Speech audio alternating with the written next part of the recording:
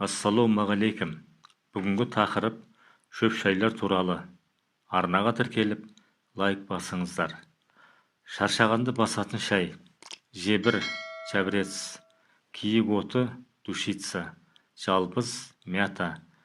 Бір шай қасықтан алып, шайнекке демдейміз. Мұндай шайды ыстық су араластырмай, демделген шайдың өзін ішеміз.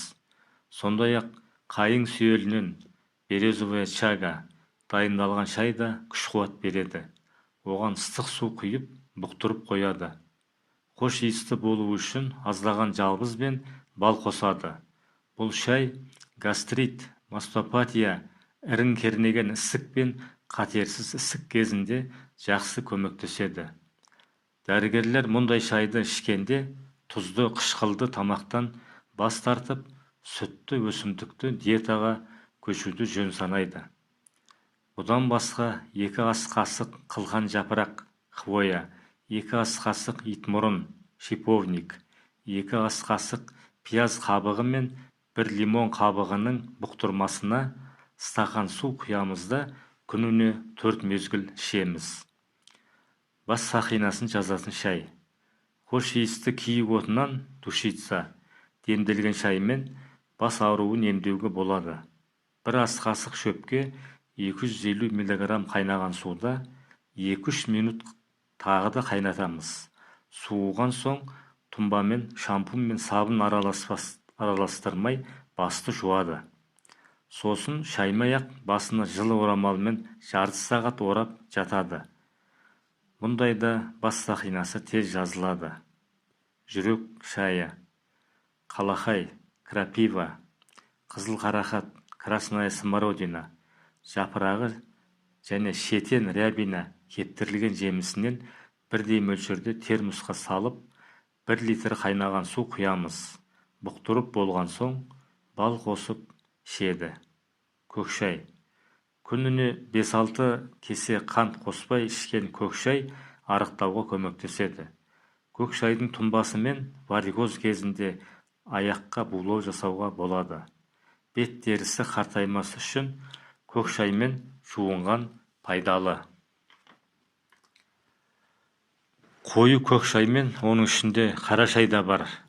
Көз қабынғанда және іріңдегенде жуады. Жаңа демделген көкшайдың буына көгерген, соғып алған, ісінген жерлерге қойса, ауырсынғаны басылады.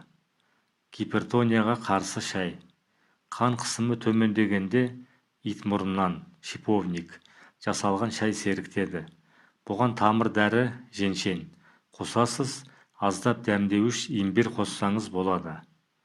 Климаксқа қарсы шай.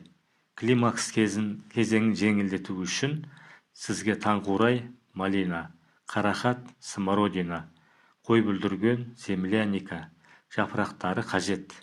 1 кесе қайнаған суға әр өсімдіктің жапырақтарынан саласыз. Сосын ешқандай шектеу қоймай-ақ кез келген мөлшерде іше бересіз.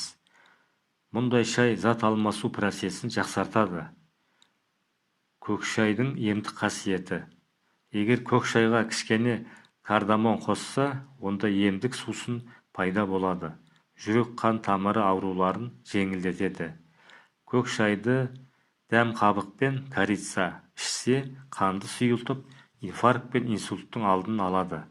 Ал имбир қосылған көкшай ауру бүйректі жылытады.